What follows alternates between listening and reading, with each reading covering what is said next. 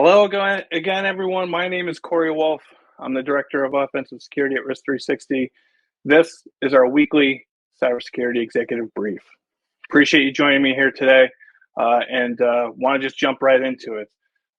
First and foremost, I wanted to give a quick update on something we talked about last time, which was the AWS denial of wallet situation. So if you remember, this is a situation where whether you are authorized or unauthorized to do so, if put requests were sent to an AWS S3 bucket, they would count towards that account's billing. So that meant that a threat actor or anyone else for that matter could just constantly send put requests to a bucket, whether they owned it or not, and drive up the AWS bill of that account.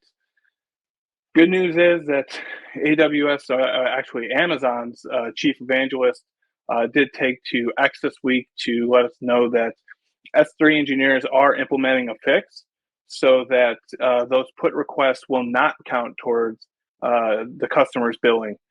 So this is good news. Glad to see that they've picked up on that. This was a big one that was discovered by a developer who spun up an S3 bucket for one of his clients, said, hey, it's only going to be about $20 a month, and then ended up being $3,000 for that month. So the developer did a little bit of digging and found out that at the time, at least, whether authorized or not, anyone that sent put requests to the S3 bucket endpoint would be able to drive up the AWS bill. So good to see that Amazon has picked up on this. They are implementing a fix, and so hopefully that should remediate this what's been known as a denial of wallet condition. So good news there. Jumping right into ransomware. So we do put out ransomware analysis every Monday that talks about the week prior. So for for today, actually, we're talking about last week, which was the week of April 28th. The busiest group, relatively new. So a group called Underground Team. The first time that we saw them was in March of this year.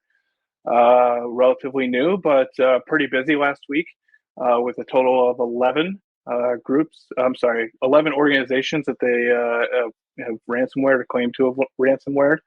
The thing about them is the big news, I guess, last week and this week with them is that they claim to have compromised the network storage device company Synology. They released some data from Synology, said that they had ransomware Synology. This turned out, it at least looks as though this isn't true. The data that Underground Team released was from 2023. And when Synology made a statement about this particular claim from Underground Team, they did confirm that there was a small incident that was consolidated to one specific physical location of theirs, to where there was a incident in 2023. Synology claims that this is an isolated incident, and that the data that Underground Team is supposedly releasing as part of a current ransomware incident is simply not true.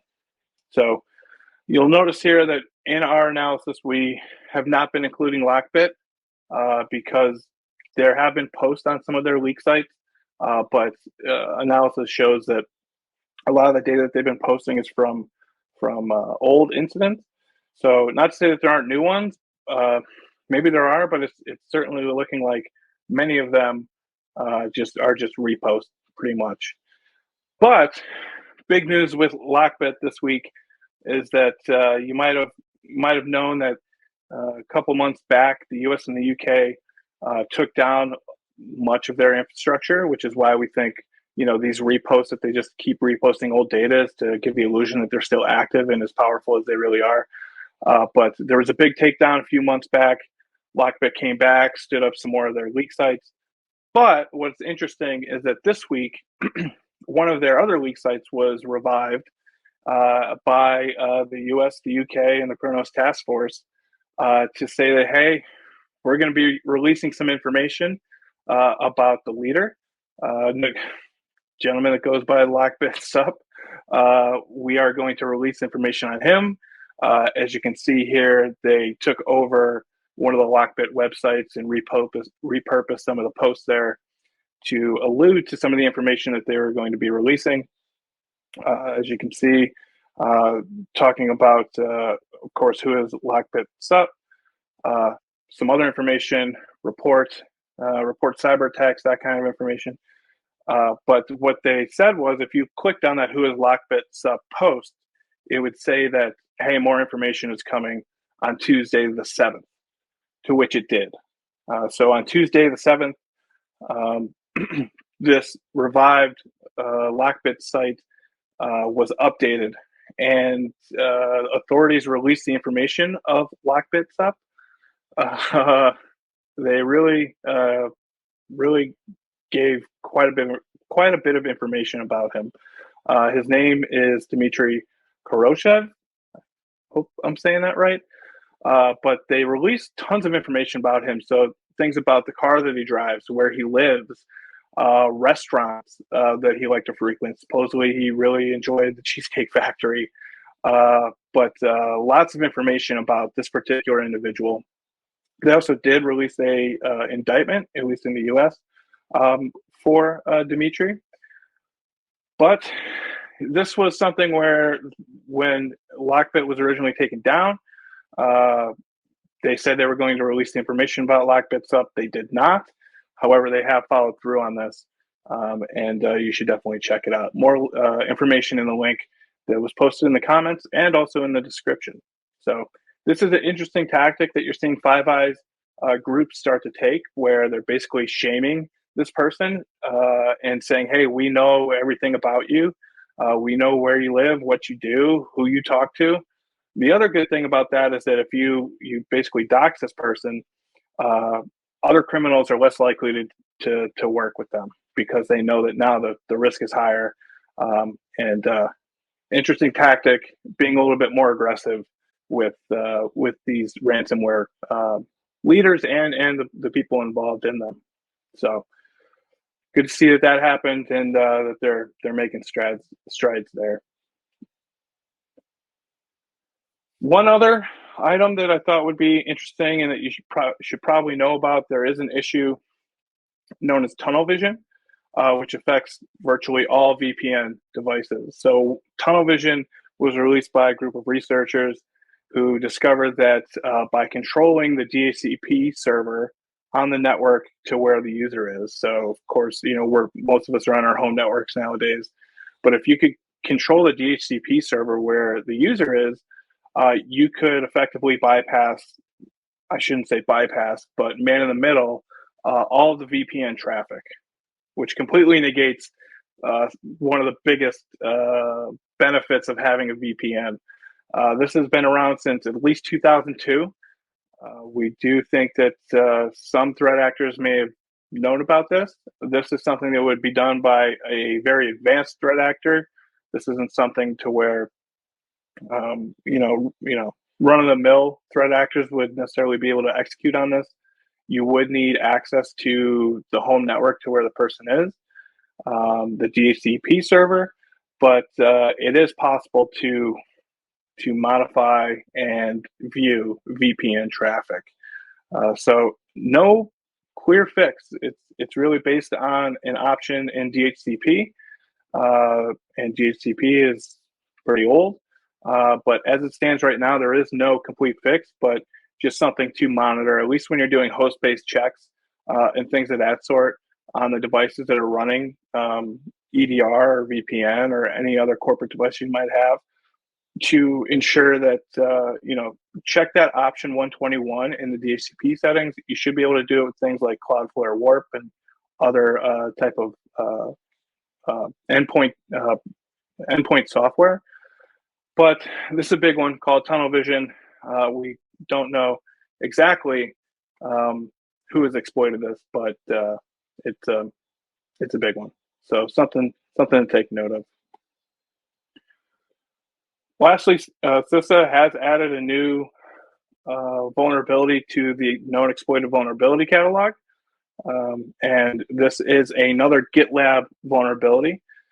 This is one to where account takeover is possible by using a secondary email address on the account. So if there's someone with an account in a GitLab instance, sometimes, most times actually, they have a secondary email address. So if they lose access to that initial one, they could reset their password with a secondary one. Last year, actually, in I think it was May or March of 2023, GitLab became aware of this and put out a patch. So GitLab put out a patch, but what ended up happening was in January 2023, they realized that, okay, well, this particular update using the secondary email address as a password reset option is vulnerable to what's known as improper access control. So threat actors, as of June of 2024, threat actors have been able to take over accounts using this functionality for the password reset on a secondary email. They've been able to take over accounts using this functionality and reset passwords. This has been known to be exploited in the wild. This actually has more information on this, and we do have links to this in the description and in the comments if you want to learn more. But this is a big one. As a side note, this is something to where we talked about maybe 2 or 3 weeks ago. We talked about a Sisense breach, and the initial access vector to that breach we believe to be a GitLab instance. And we do believe that it was this particular vulnerability. An account was taken over via GitLab and through this particular issue. So something to know about. As always, there's more descriptions, there's more information in the descriptions and in the comments. I'm always available. Please feel free to reach out if there's anything I could do to help you. We also do have a pen testing ROI calculator. So if you're having trouble, maybe selling more than check the box pen testing, or trying to get more budget for simple, just check the box pen testing, this pen test ROI calculator has proved to be pretty valuable to our friends, clients, and colleagues. And so there is a link to that in the description as well. I suggest you check that out. So appreciate you spending these few minutes with me. Again, I'm Cory Wolf. I hope you have a great rest of your week, an excellent weekend, and we'll see you again next week. Thanks for watching. For more content like this, make sure to like and subscribe to us on YouTube, follow us on LinkedIn, and visit us at risk360.com to learn how we can help your business succeed.